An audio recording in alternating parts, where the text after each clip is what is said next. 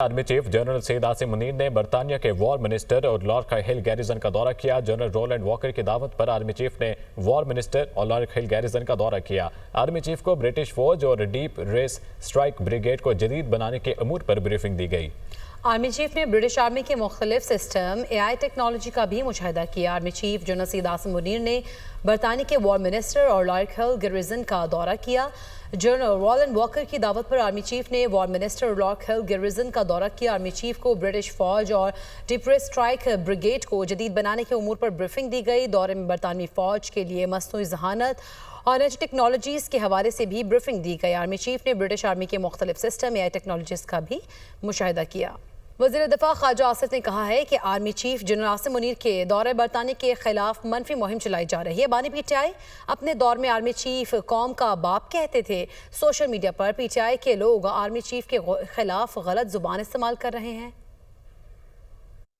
एक आइडियल सा रिलेशनशिप है बरतानिया के साथ हमारे। तो इस मौके पे जब हमारे आर्मी चीफ वहाँ पे विजिट कर रहे हैं, उनका करना PTI का और उसके मतलब गलत ज़बान इस्तेमाल करनी, मैं समझता हूँ कि ये लोग किसी ज़माने में आर्मी चीफ को बाप कहते थे, लेकिन अब जो है वो अब आर्मी चीफ जो है उसको गलत ज़बान इस्तेमाल करते हैं। ये सारा झगड़ा जो है उस वक़्त स्टार्ट हुआ जब फैज़ को आर्मी चीफ बनाना चाहते थे इमरान खान साहब, और वो फौज को एक PTI का एक झैली इदारा बनाना चाहते थे। और उस वक़्त से लेके अब तक जो है PTI जो है अपने जख्म चाट रही है और इमरान खान जो है जेल में बैठ के खत पे खत लिख जा रहा है, तरले कर रहा है। अदलिया जिसको इन्होंने जेब में डाला हुआ था, अगर अदलिया आज़ाद हुई है एक प्रोसेस के जरिए। कराची में मुस्तफ़ा आमिर की कब्र खुशाई का अमल मुकम्मल कर लिया गया। मुस्तफ़ा आमिर की डेड बॉडी को ईदी सदखाने मुंतकिल कर दिया गया है। तफसीलात लेंगे, हमारे साथ मौजूद है नुमाइंदा दुनिया न्यूज़ एहसन चांडियो। एहसन, आगाह कीजिएगा। जी बिल्कुल, देखें अदालती हुक्म की रोशनी में मुस्तफ़ा आमिर की जो है वो कब्र कुशाई आज उसके जो है वो फैसला लिया गया था कि आज कब्र कुशाई की जाएगी और मुस्तफ़ा आमिर की जो है कब्र कुशाई का अमल मुकम्मल कर दिया गया है। इसमें जो है वो 1.5 घंटे का वक्त लगा। महकमा सेहत सिंध की जानिब से जो मेडिकल बोर्ड कायम किया गया था 3 रुकनी, उसकी डॉक्टर सुमैया जो है वो सरबराह थी और उन्हीं की निगरानी में जो जुडिशल मजिस्ट्रेट भी मौजूद थी और पुलिस अफसरान भी मौजूद थे। उनकी जो है वो निगरानी में कब्र कुशाई का अमल जो है वो मुकम्मल किया गया।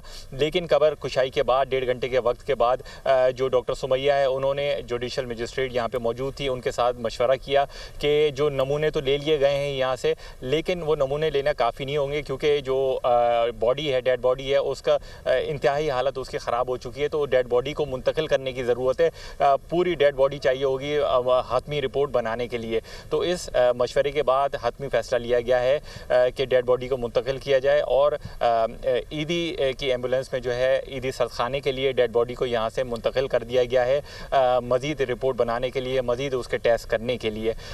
उसके अलावा हम बात करें कि 12 जनवरी को जो है जो डेड बॉडी जो है वो मिली थी, उसके बाद पुलिस की जानिब से 16 जनवरी को ईदी के हवाले कर दी गई थी और इस कब्रिस्तान में, मवाज गोड के कब्रिस्तान में इनको सुपुर्द खाक कर दिया गया था। आज कब्र कुशाई की गई और आज फैसला लिया गया है कि इनकी डेड बॉडी मुंतकिल की जाएगी मज़ीद टेस्ट के लिए। जी ठीक है सन, बहुत शुक्रिया आपका।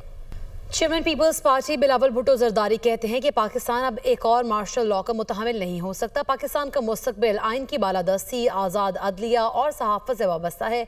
शहीद बेनज़ीर भुट्टो कहती थी जमहूरियत बेहतरीन इंतकाम है। शहीद बेनज़ीर भुट्टो को कई बार निशाना बनाने की कोशिश की गई मगर वो बिला खौफ सियासत में हिस्सा लेती रहीं। ऑक्सफोर्ड यूनिवर्सिटी में लेक्चर के दौरान उन्होंने कहा कि बेनज़ीर भुट्टो मुल्क की पहली खातून वज़ीर आज़म बनी। बेनज़ीर भुट्टो ने पाकिस्तान में ख़वातीन के लिए आगे आने का रास्ता खोला। आज पंजाब की वज़ीर आला भी एक खातून है। वज़ीर इत्तलात तातार और बहरीनी हम मनसब रमज़ान बिन अब्दुल्ला अल नईमी के दरमियान रियाज में मुलाकात हुई। दोनों ममालिक के दरमियान मीडिया ताउन को वसअत देने का आज़म। मुलाकात में महारतों के तबादले और मुश्तरका मनसूबों को फ़रोग़ देने के आज़म का इज़हार। वज़ीर इत्तलात तातारत ने कहा पाकिस्तान और बहरीन के बरादराना ताल्लुकात इंतहाई मजबूत तारीख़ और सकाफ़त पर मबनी है। मीडिया के शोबों में रवाबित को मज़ीद मजबूत बनाने के लिए मीडिया वफूद के तबादले इंतहाई अहम हैं। वज़ीर इत्तलात का बहरीन न्यूज़ एजेंसी PNA और APP के दरमियान खबरों के इश्तराक की तजवीज़। बहरीन और पाकिस्तान के स्टेट मीडिया इदारों के दरमियान ताउन के फ़रोग़ की ज़रूरत पर जोर दिया। वफाकी वज़ीर इत्तलात ने कहा, बहरीन का पार्लिमानी वफ़द इन दिनों पाकिस्तान के दौरे पर है। बहरीन के पार्लिमानी वफ़द की वज़ीर आज़म शहबाज शरीफ से मुलाकात हुई। पाकिस्तान की मैशत दुरुस्त समत पर गामजन है। आलमी सरमायाकारों के लिए पाकिस्तान में सरमायाकारी का बेहतरीन मौका है। बहरीन के वज़ीर इत्तलात ने कहा, पाकिस्तान के साथ ताल्लुकात को कदर की निगाह से देखते हैं। के इलेक्ट्रिक कार रिन्यूएबल एनर्जी पर इन्हसार कम, सारिफ महंगी बिजली खरीदने पर मजबूर। के इलेक्ट्रिक का कौमी ग्रिड पर ज्यादा इन्हसार, रिन्यूएबल जराए पर से पुश डाल दिए। के इलेक्ट्रिक ने नवंबर में सिर्फ 1% रिन्यूएबल एनर्जी भेजी। दस्तावेजात के मुताबिक 1% में नेट मीटर सारिफीन से खरीदी गई बिजली भी शामिल है। इसी पर बात करेंगे, हमारे साथ मौजूद है ज़ीशान यूसुफजई। ज़ीशान, आगाह कीजिएगा इस हवाले से। देखिए इकरा, जो कि इलेक्ट्रिक है, उन्होंने नवंबर में रिन्यूएबल एनर्जी पर इतना कम इन्हिसार किया कि सिर्फ 1% जो बिजली है वो रिन्यूएबल एनर्जी से बनाई गई और बेची गई। और इस रिन्यूएबल एनर्जी में नेट मीटरिंग सारिफीन से भी बिजली शामिल है जो उनसे ख़रीदी गई है।